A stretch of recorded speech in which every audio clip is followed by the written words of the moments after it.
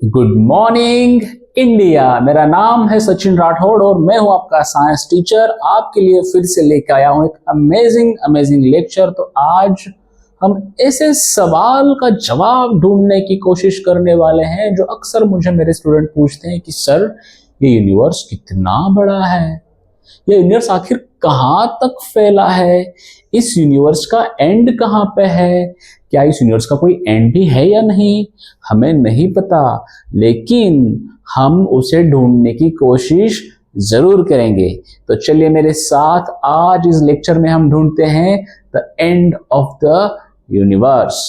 मान लीजिए कि आप एक बहुत बड़े जंगल में फंसे हुए हो और आपको नहीं पता कि ये जंगल कितना बड़ा है। आपके पास 2 टॉर्च हैं। कितने टॉर्च हैं? 2 टॉर्च हैं। तो आप क्या करते हो, आपके पास जो टॉर्च है उसको जलाते हो ऐसे सर पे रख के।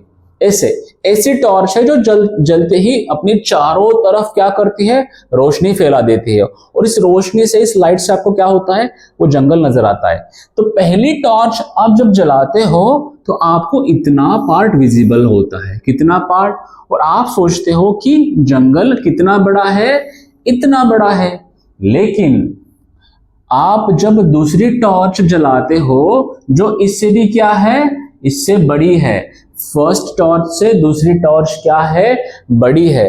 और दूसरी टॉर्च भी आप ऐसे जलाते हो तो उसकी रोशनी बहुत दूर तक फैल जाती है, बहुत दूर तक फैल जाती है। तो दूसरे टॉर्च की रोशनी ऐसे यहां तक फैल जाती है। अब आपके दिमाग में एक सवाल आता है कि जब आपने छोटी टॉर्च जलाई तब आपको जंगल इतना नजर आया, जब आपने बड़ी टॉर्च जलाई तब आपको जंगल इतना बड़ा नजर आया।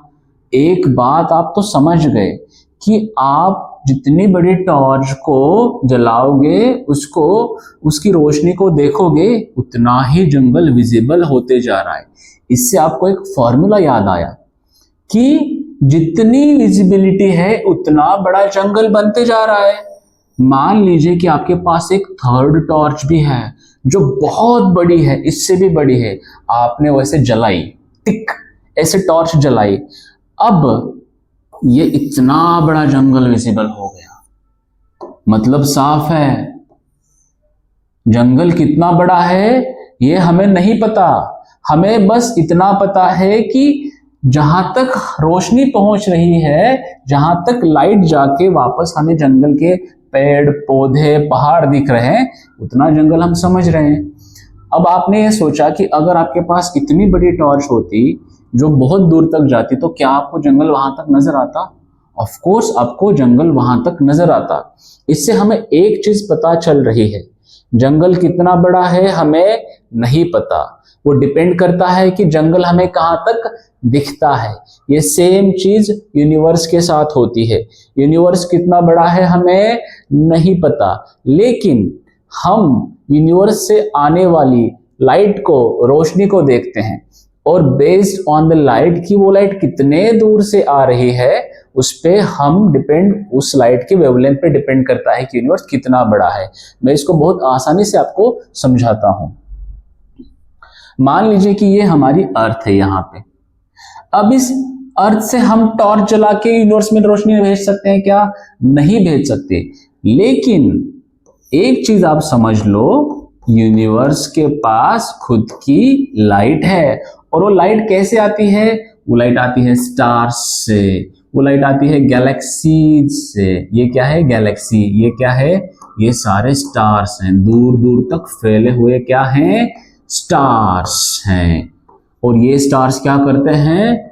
लाइट्स क्रिएट करते हैं, लाइट क्रिएट करते हैं। ऐसे चारों तरफ स्टार्स हैं, गैलेक्सीज हैं, ठीक है। और इन स्टार्स और इन गैलेक्सीज से क्या होता है? लाइट हमारी अर्थ के पास आती है। ये ऐसी लाइट हमारी अर्थ के पास आती है। अब जितने दूर से लाइट आती है उतनी दूर तक हम देख पाते हैं, राइट। और जहां से हमारे पास लाइट नहीं आती वहां हम नहीं देख पाते। अब मान लीजिए कि ये जो स्टार है इसकी लाइट अर्थ तक पहुंच गई तो हमें ये स्टार दिख गया। लेकिन एक ऐसा भी स्टार इसके इधर है जिसकी लाइट जो है वो अभी तक अर्थ के पास नहीं आई है, वो यहाँ तक ही आई है। तो अब मुझे बताइए, क्या हमें ये स्टार दिखेगा? ये स्टार हमें नहीं दिखेगा, ये स्टार हमें दिखेगा। ये स्टार हमें क्यों दिखेगा? क्योंकि स्टार की लाइट हमारे पास पहुंच चुकी है, और ये दूसरा स्टार, इसकी लाइट अभी ट्रैवल कर रही है। ये देखो, अभी ट्रैवल कर रही है, वो रास्ते में है, अभी तक वो अर्थ पर नहीं पहुंची, और अर्थ पर नहीं पहुंची इसलिए हमें भी नहीं दिखाई दी। लेकिन क्या इसका मतलब ये है कि ये स्टार नहीं है?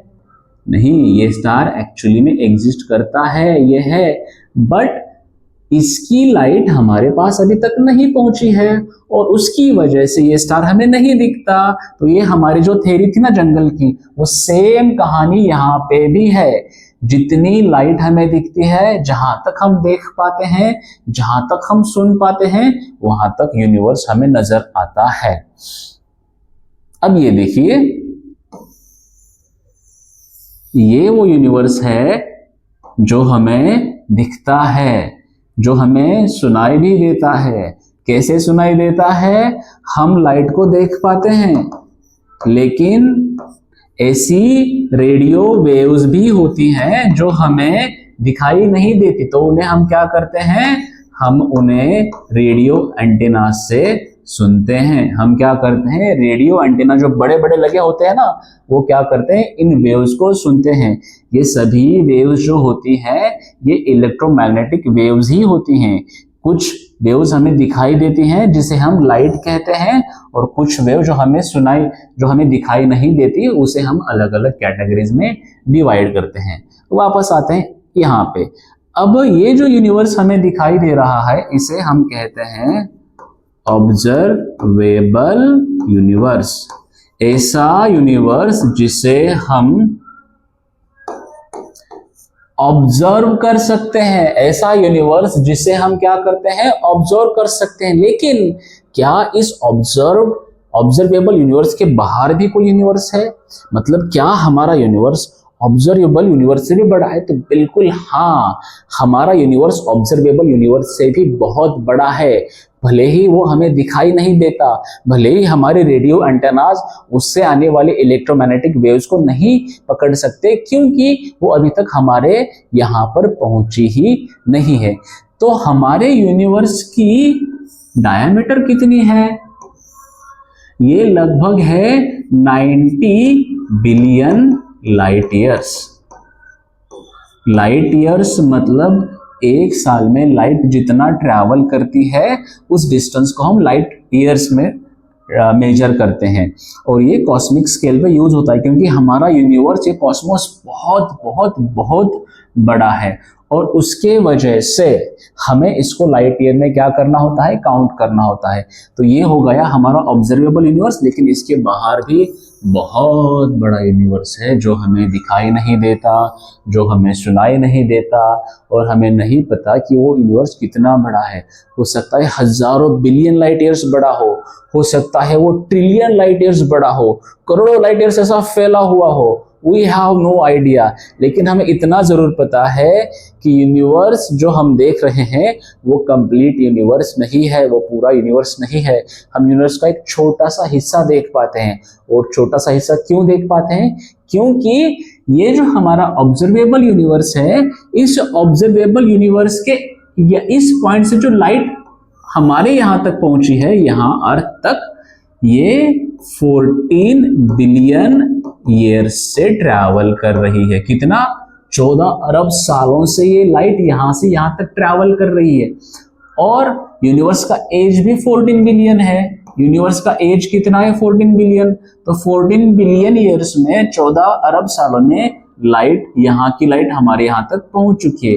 लेकिन यहाँ पर जो ऑब्जेक्ट्स हैं, यहाँ पर जो स्टार्स हैं, गैलेक्सीज हैं, वो इतने दूर हैं कि उनकी लाइट 14 बिलियन ईयर्स में हमारे यहाँ तक नहीं पहुंच सकती, इसलिए वो हमें दिखाई नहीं देते।